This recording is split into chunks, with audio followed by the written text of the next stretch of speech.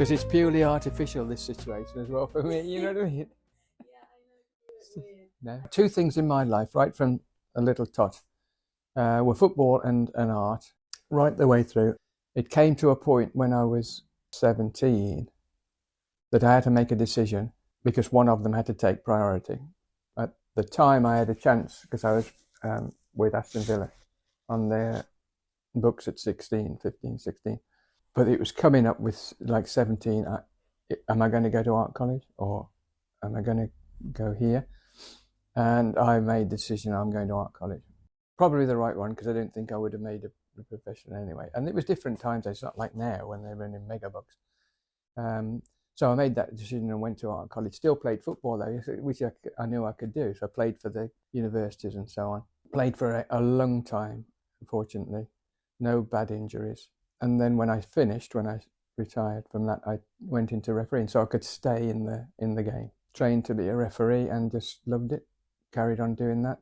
Still doing it now, but obviously at 74, this is season by season. And this could well be my last one, which if it is, that's fine. That's okay. But I might go into observing then, assessment of the referees and so you still stay in the game a bit. There's other opportunities where you're not active, but you're actually passing things back on, which I like, the idea of mentoring. Just as you do with art, that I like when I taught, the great bit is the contact with human beings and helping them and chatting with them about their work. Not the form filling and the tick boxes that you have to go through and all the meetings and everything, which I don't have to do now. So I can hold workshops for people who are interested. And that's it. That's the day, And hopefully you've imparted something to them and they've done interesting things and can go away and push on with that. So just been lucky, really. My name's Rod Ashman. I'm a black country boy born in Dudley, West Midlands. Proud of it. Moved down here. Well, I moved to Cheltenham, where I taught painting for 40 years and then retired formally. And then we moved down here 7 years ago and bought this house with this building, which I converted to become my studio, where I work most days if I'm not out painting or drawing, collecting information. And my work really is, I like seascapes, landscapes, architectural forms, as long as what I'm interested in seascapes and landscapes is the atmosphere, the interaction of the elements. I'm after mood and excitement and movement in the landscape, all weather conditions, changing conditions. The same with architecture. I'm not particularly interested in brand new sort of buildings. I'm interested in buildings that are distressed and weathered, all that, and interesting surfaces and textures. And so in my landscapes as well, I'm very interested in textures and surfaces in my paintings, and experiment a lot with different media, combinations of different media, to see what I can come up with to interest me, to excite me, really.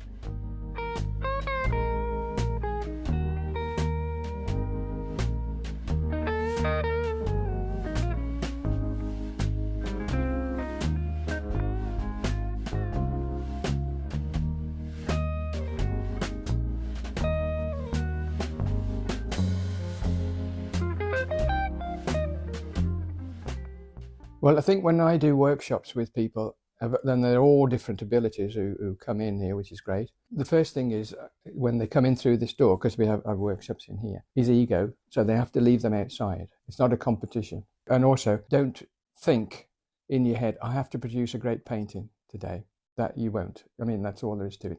That will hold you back. Get rid of this image in your mind of how you think it should be and just get involved in the process of actually making marks, putting down colours, experimenting and so forth. And then eventually things will start to emerge and you'll make decisions and choices that interest you. And that's what it's about. It's not a quick thing to find your own voice. It takes a long, long time. And sometimes you don't realise that it's happening. It's weird, this activity, if you like, of painting and making artwork. I get people to look around at other people's work. I mean, they see mine, obviously. How do you do that and this sort of thing? Well, I'd say I explore a lot and I take risks. And if you don't take risks, you're not going to move. you're going to stay there. If you come in here and you say, I want to paint like, you have that rigid picture in your mind, that it doesn't live up to this. Well, that's the wrong way around. That's the thing that holds a lot of people back. And I try and break that a little bit. I show them the way I keep sketchbooks. Some of the sketchbooks aren't about I'm sitting in front of something outside and trying to draw it topographically. So it's an exact replica of that. And this whole book is about India. Yeah, so I'll be drawing things and using it. But even here, you see, I'll be doing this part of a temple. But I'm using collage pieces, stuck in, twisted up, paint, ink, all different materials. A part of their newspaper in there.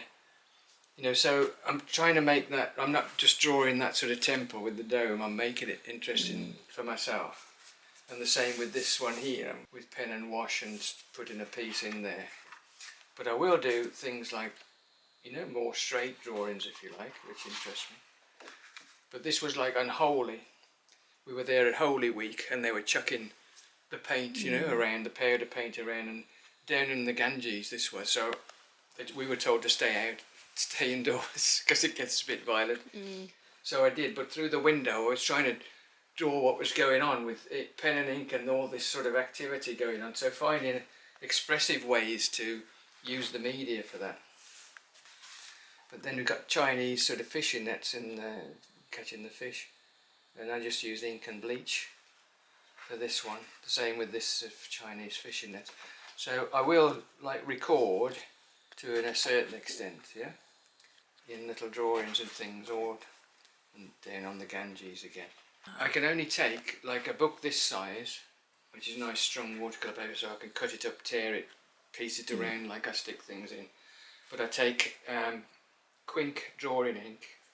It has to be Quink because if I use bleach won't work with Indian ink, but it'll move Quink ink around.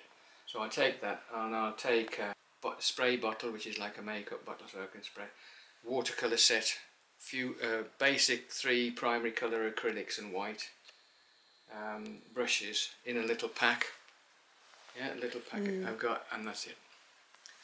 So I can, you know, I can use those around and about. It depends if which country it is, because in some of them they got the art shop, so you're going to go and stock up when you're there. But in like India, I didn't know where they were going to be. So, but you know, we were up in the mountains and the tea areas and so on. So luckily, loads. I've been China 3 times, Japan, Cambodia. All the European countries, Italy, Netherlands, France, Belgium, Spain, Portugal, South America, Peru, Brazil. Oh my gosh, the whole world. Yeah, I mean, unfortunately, it's just travelled, and everywhere I go I've got a book with whatever it is, drawing out there and collecting and stuff, so over the years and so on. So it's like Salvador, San Salvador here,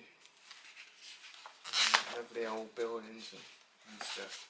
So there's those sort of books, but then there's if I'm out and about and in here and exploring like Dartmoor and things like that, I'm up on the tour, and this is why I'm saying when I'm up there I'm gathering information, experimenting, reacting to the situation, so that all these things will be going on, staple tour, and then I'm collecting sources, thinking about materials, and this is glued in bit of earth up on there for thinking about later on. So, and again, this is like collective in my process. So when I'm back, my painting, that's a postcard photograph of the painting that I did. The final piece, which was big like this. They're related to all these textures and marks and atmosphere and things that were going on. Piece one there. You know, I'm interacting with this environment. That is as it is. That's real. Yeah, in this world that we live in. I've got to make something new out of that, and it's got to come through me. If I'm sitting in the landscape, I'm aware not only of that view or scene, which is changing drastically because the light's changing constantly, the wind's moving and changing it. Yeah, the birds are singing and flying through it. Yeah, there's rustling in the grass or whatever down here. I'm taking all this in. This is my experience all through the senses. It's not just visual. So sometimes these things have to come back through in the painting if it's in here. Memories and thoughts of the time, of the day, things like that going on, and bringing everything in, really. Textures of the surface that you're actually in that environment. I will get earth from where I'm sitting and put it into the paint. So it's again a record. So it's like a visual diary. This is how I felt. This is how I reacted to this actual scene going on here. And I don't sit there thinking, oh, when I walk away, if I haven't got a great painting, that I can frame, put on a wall and sell, then I've failed. No, it isn't. I want excitement from marks that I'm making and how I've responded to what I'm in front of. So, and I'll probably end up with 2 or 3 things rather than just the one. But I mean, that's just my process, an approach to it. There's lots of others. These little books here are the collage books that I play around with. So offcuts and things that I'll keep if they interest me with marks and things like that. For no other reason, not meant to be pieces of artwork, but I can look through and it might be a sort of technique or whatever, like wax crayon resist and things like that I've used in some of them. Thinking of, even bigger scale.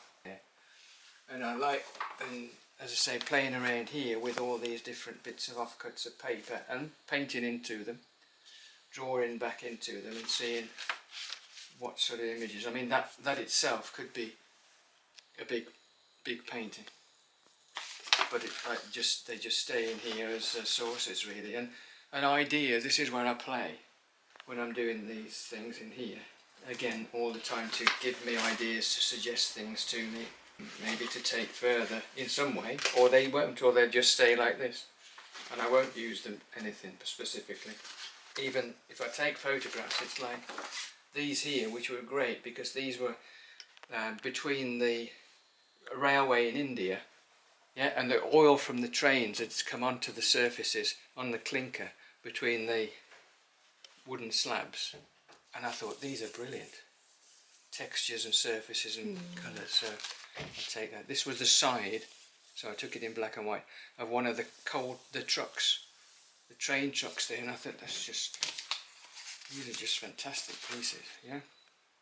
These were down at the quay. It's the structure of the quay. So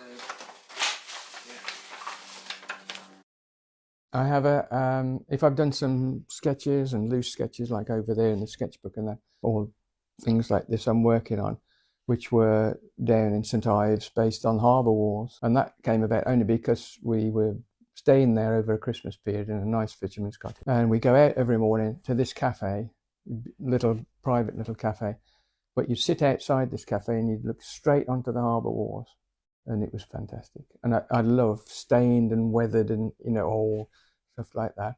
Didn't draw any of them, but I was looking at them every day, and the changes and the tides in, the tides out, the colours, the light was changing. And I came back and I thought I've got to do a series on harbour walls.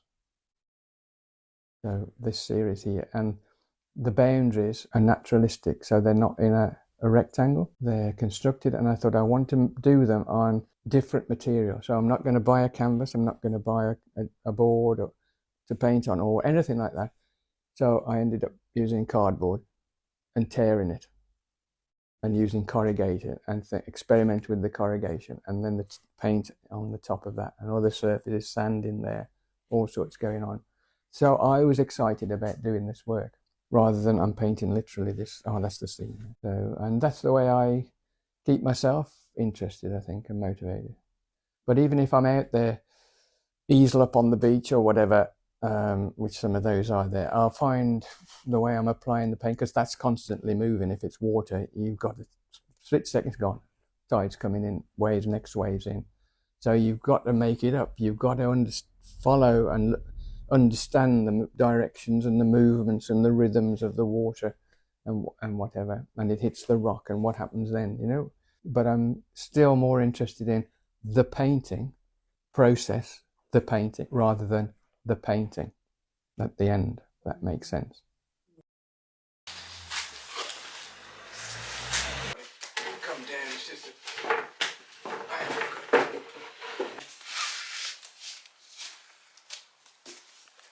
did a fellowship at Cheltenham Art College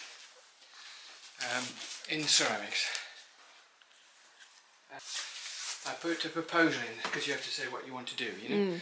Well, I've always, in old things like buildings which are deteriorating and weathering and things like that, I was interested in old weaponry. Stuff you go into a museum and you see old swords and shields, but not brand new and functional. You know, I was interested in that. It was the way the surface, they'd been dug up, excavated. So the way the surface had been marred and whatever, broken. And I thought, yeah, I love things like that. This was my studio at the time, and I went off to like the Ashman Museum in Oxford, where they housed quite a nice lot, and I started to draw stuff that they'd got in there, which were like these old axes and all sorts of weird and wonderful deadly sort of things. And then I was thinking of how I could use some things like that in a creative sort of way. So I started to make these forms here and use the sort of tops and things like that as pieces, yeah. So these are some that were made in their sort of just clay form. They're looking at Leonardo's designs for weaponry, because he did a lot of, obviously there's for the Vatican people and stuff like that.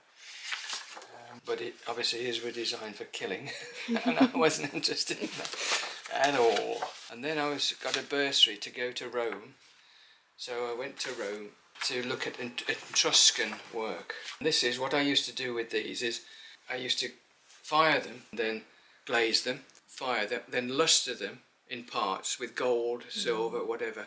So it's like if you were digging stuff up and suddenly you see a glint, you know, it was like that. And then I'd smoke them in sawdust in a bin to blacken the surfaces so they look old and weathered and gnarled, as opposed to that.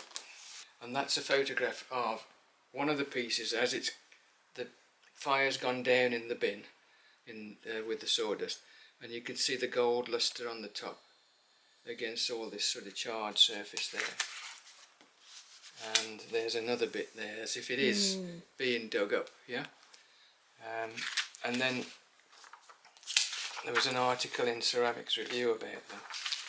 They were in Ceramics Review and they chose these pictures. But that was the whole sort of project on weaponry. But it was me again messing around with how I can make these into sort of object forms.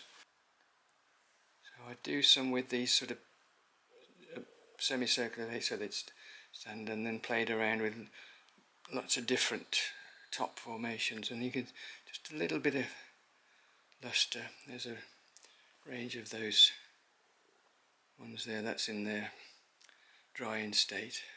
I did these big pieces as well, a bit even bigger because it's in the matchbox there, which were almost like,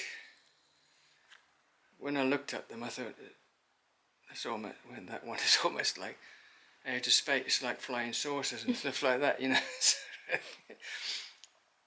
did these, all these things, and that's that one there, but there were, yeah, quite a lot of those.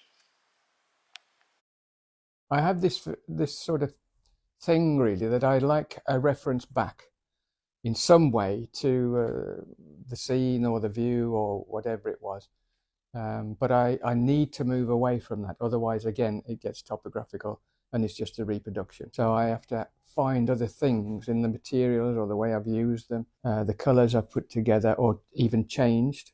You know, it doesn't have to stay like that. How I feel about it, because it's an interaction. But I have these little references back, so they're like semi-abstracted.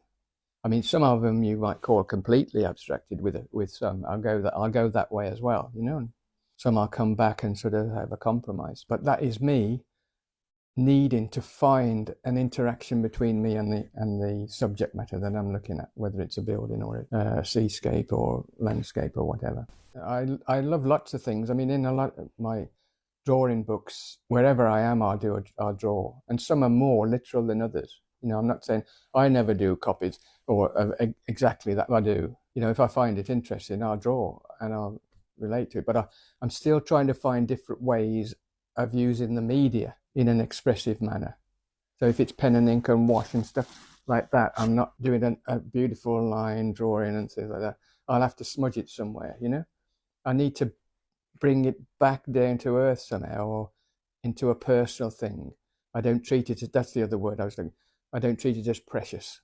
They're an ongoing all the time. That process is the most important thing. You have stages where you, because it's like the finished bit, when is it finished? And I'll say, well, I'm framing that one, I'm not doing any more to that piece, that will stay. It doesn't mean to say it's finished, because if that was still in here in 2 years' time, I might, no, just put a bit there. Yeah, it never is. It just means that's okay at that point. I'm happy there. I'll leave it there. I suppose it's like life. I view it in a way. There's a stop, but if you your life goes. It's the process. Always things are gonna be happening, and you got plans, as John Lennon said. You know, we make plans. If we cease to exist on one certain time, we'd still have plans that we were going to do. It just stops there. It's never ending, as I say. My wife said this morning, because we're having some carpets and stuff done, and we've had to move stuff around and things like that. And then my son's just come back because he's brought a load of stuff we've got to store for him and thinking. And she said, it's never ending. I said, well, that's right. That's the process. It doesn't stop until you stop, really. It's always going to keep going. And it's trying to love that process. And that's why I'm saying with people who come to my workshop, if they just want to come to make pretty pictures, no, because I want you to delve a lot deeper. You love in this process of painting that you want to do another one, yeah, and you don't want to do it just because I might sell that. You want to do it. I want something when I'm doing to excite me or to shock me, you know. And a lot of the time, those are the happy accidents that you maneuver and try to create, but then they just happen. But what it is, you've got to be aware of that happening, not get back to this fixed image of how you want it to be, and you miss all this that's going on because you want it to be there. You've got to get rid of that. Get into the flow of the painting. Let the painting speak back. Let the media and the processes speak back to you in the development of that piece. This one is a whole trip around Australia. I bought the book, worked on the cover because I knew we were going to Australia, and then from the first day we left and we flew out, and then I was writing poetry and sketching just things like this, and packing the backpacking to take, you know, all this sort of. As we went ahead, then we stayed in there, but then it's moving around. There can be curly whirly sketches like this, and then we were on the pier, Santa Monica is there, yeah. So all these things on the pier, and these are just pieces I've pieced in and collaged because there are all these exotic plants and going on. This was a little island, Rarotonga. We flew into here. So before we went to Sydney, flew into Sydney, and we had a few days on there. And it was so small, I ran round this island. And the fascinating thing about this island was, when I was running round, you'd run past people's front gardens, and there were graves in the front garden, and they buried their relatives in their front garden. Collections again into Sydney, they said. Sydney Harbour, all sort of exhibitions we went to, and it went on and on. The whole collection, it goes on, and then we went down up to Cairns, but then came down through Uluru, and went to this place where I was looking at Aboriginal paintings, you know, and we went there once, and it were always the ladies who did the Aboriginal paintings. And I carved a bunch of sticks, I don't know whether I told you that before, to do these dots with. And then when I went to this place where they were actually doing them, these ladies, they were using cotton buds. And I thought, yeah, of course they are, aren't they? You know, why am I doing sticks in the 20th century? You know what I mean? Yeah. This is one I bought and then paint. This is Australia. So everything on here is painted or stuck on, and that's a collection to do with the trip all over Australia. Yeah. Alice Spring. You know, it's shells off the beach, all sorts of things. I think beer top, and yeah, this was a mosquito trap. They were selling these in the shop. It's a mosquito trap. So if he lands on there, he's got God. whatever I find and see. Tat. I love tat, you see. And bits of stick, I'd get them and think, well, that's just like a bird neck. I'll paint that in. So, yeah, so that was the Australia one. I'm going to use that one. And then I've got one here, this is China. And Romania there. So do the hats and wear them. And add to them going round. Well, when they're looking at my work, I think whatever they bring to it, because once I've done it, it's gone. And people say, have you got a favourite? I say, yeah, the one I haven't done yet. Because that's, I want to go on to the next bit that's going to excite me. When I'm doing workshops and teaching people, my main interest there, because I say, this is your time, not mine. You're painting, I'm not.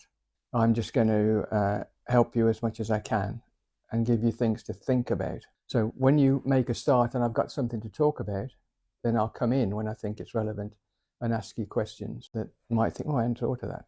That's the big thing, because you have to solve it. And that's the great thing to me. So, and then getting other people, the others, to look at others' work, you know, which we don't do. I say to people, I was doing the workshop in Dartmouth on Thursday, and I was saying to them, then what we don't do is we think if we're not actually putting paint on the surface, we're not doing anything. We're not working, but we are. What we don't do enough is actually looking at what we're doing, because you are making decisions about that piece of work. And we don't do it enough. We keep going like this, you know, as if we've got to be painting. No, you haven't. You've got to take time and let it cook, let it speak back to you before you sort of move on again. Some things will come quickly, some things will take a lot longer.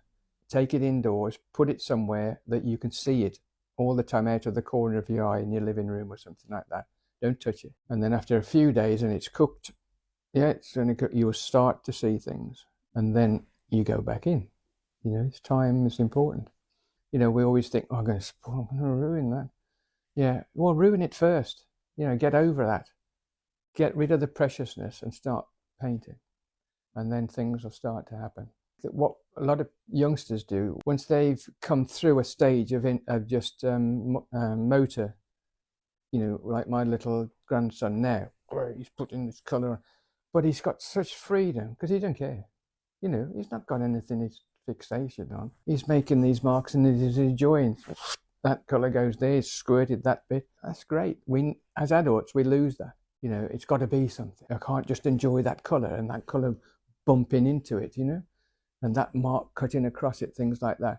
But the youngsters will, and they'll just do it, and then they're gone. And then eventually when they get through the other stages and they want things to represent other things, encourage that. And a lot of them then start drawing or copying other things, cartoons and things like that. Do it. As we do when they're younger, and we stick them on the fridge, you know, and that sort of thing, which is great, and we'll frame some of them and like, encourage all the time. And if they do, then if they still retain that, I want to go on to do this higher and into a career or whatever, great, encourage it, you know, as I was really. So I would just do the same.